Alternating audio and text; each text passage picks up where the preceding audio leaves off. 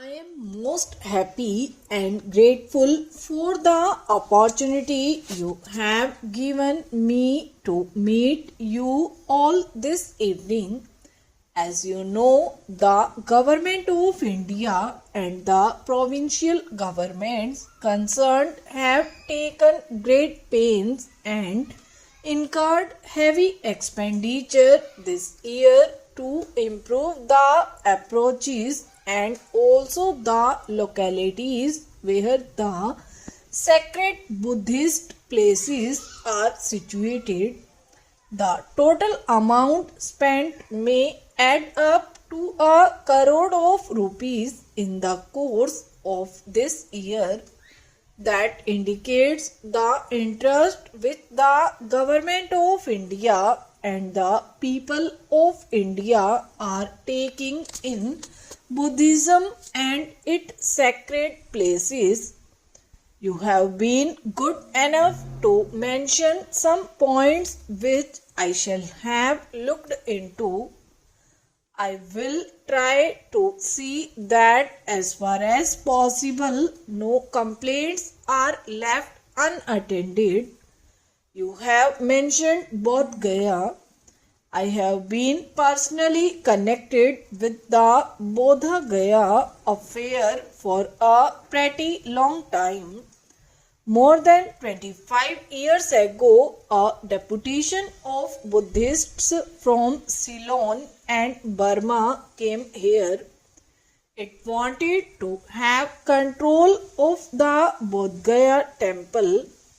At that time, though the Congress had nothing to do with the government, it took up the matter and appointed a committee to make suggestions as to how best the Bodh Gaya temple could be managed in the interests of all and to the satisfaction of the Buddhists. The committee, of which I happened to be secretary at the time, recommended that the management of the temple should be placed in the hands of a committee on which Buddhists as well as Hindus should be represented. That was because the Hindus also worshipped the Buddha.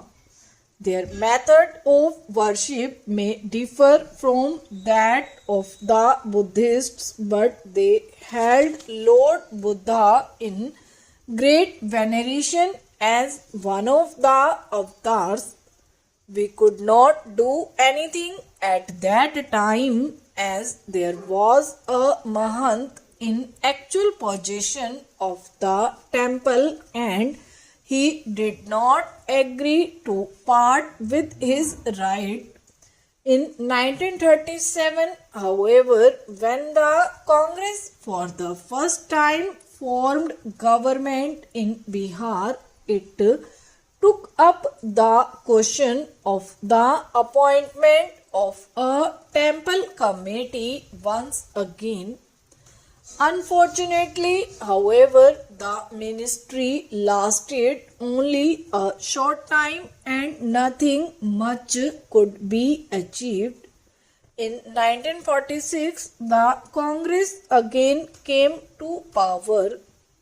The matter was then reopened and a law was passed by virtue of which the management of the temple was taken away from the Mahant. You have said in your address that there is no suitable platform for offering lights in the temple. I do not see any difficulty in meeting this request.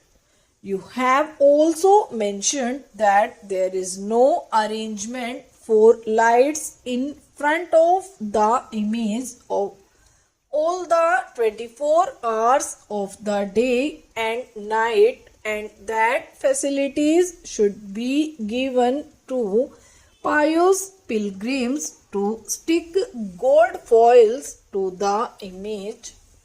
I shall refer these matters to the temple committee, though personally I do not see any difficulty in accepting these suggestions.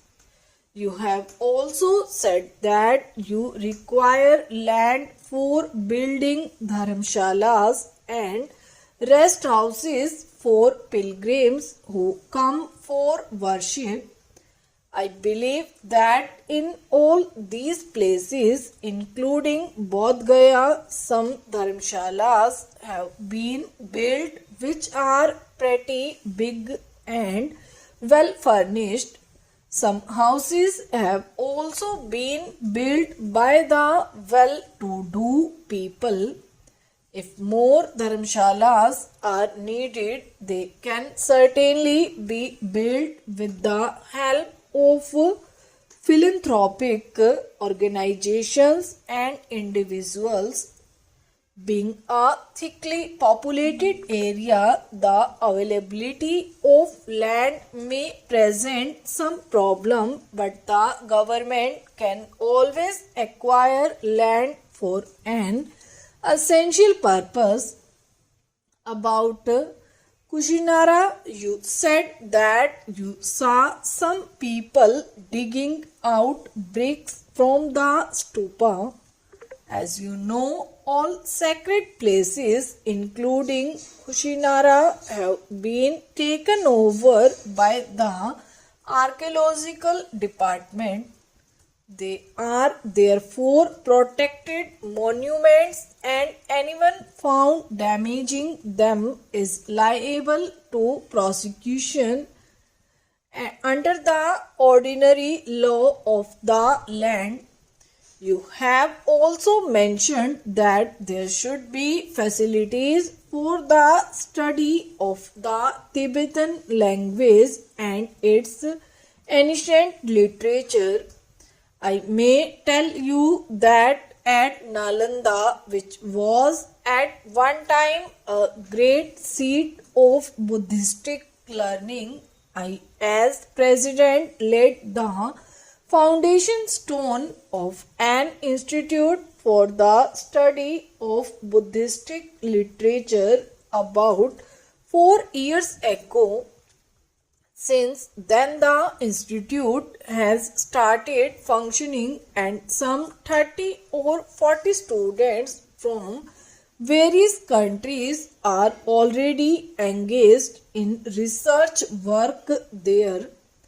I do not know whether there are any facilities in this institute for the study of Tibetan literature, but I shall refer this matter to the director and see whether anything can be done to encourage the study of Tibetan by the students as also of Indian languages by Tibetans and others. Regarding the other small matters mentioned in your address, I would request you to give me the points in writing so that I might ask the authorities concerned to look into them. I am glad that you have had an opportunity of going round the country and seeing things for yourselves. I have no doubt that there is a great revival of interest in Buddhistic studies everywhere and throughout the country.